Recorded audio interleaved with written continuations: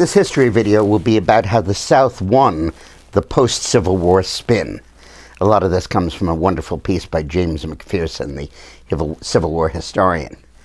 Right after the Civil War was over, the South began a really aggressive campaign to propagandize the United States about the need for the Union to come back together, for us all to forgive each other and to come back and be one country again.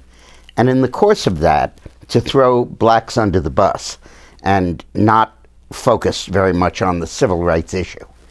And part of that was the Ku Klux Klan terrorizing the South, but part of it was an entirely new spin on Reconstruction, in which the Northerners that tried to protect the black population from the Ku Klux Klan were seen as interlopers, carpetbaggers, because they would come down south and carpet bags and move down there and work as civil rights workers. We assumed that carpetbaggers were all people trying to get rich quick. Most of them were not. They were sort of the modern equivalent of social workers or even missionaries going south to try to help blacks regain their civil rights.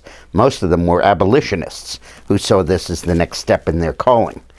Scalawags were Southerners who cooperated with the Northern forces after the Civil War and were seen as traitors by the Klansmen and the racists of the South. And then came the coup de grace, the movie Gone with the Wind, which was really, for the South, post-Civil War, what Uncle Tom's Cabin was for the abolitionist side pre-Civil War.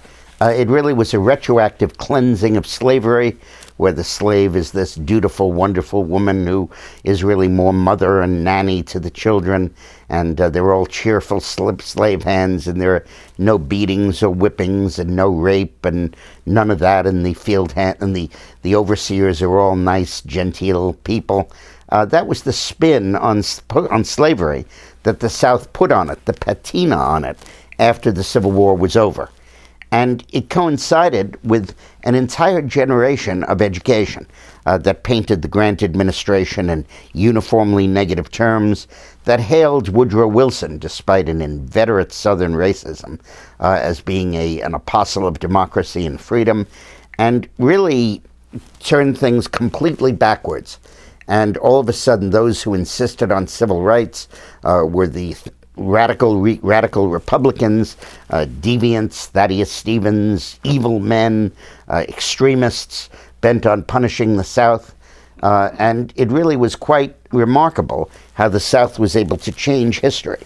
The reason this is important to me is that I was educated in the public schools of the 1950s and the 60s and the colleges of the 60s. And at that time, we all still believed that spin. And I learned history that way. And it's only through the more recent works of the historian Eric Foner, F-O-N-E-R, that we've really come to understand how vicious the Southern approach was in Reconstruction and how well-intentioned the Northerners largely were in the way they administered it. So think back over your history and read some of Foner's work, and you'll see the point that I'm making. Thanks a lot for watching.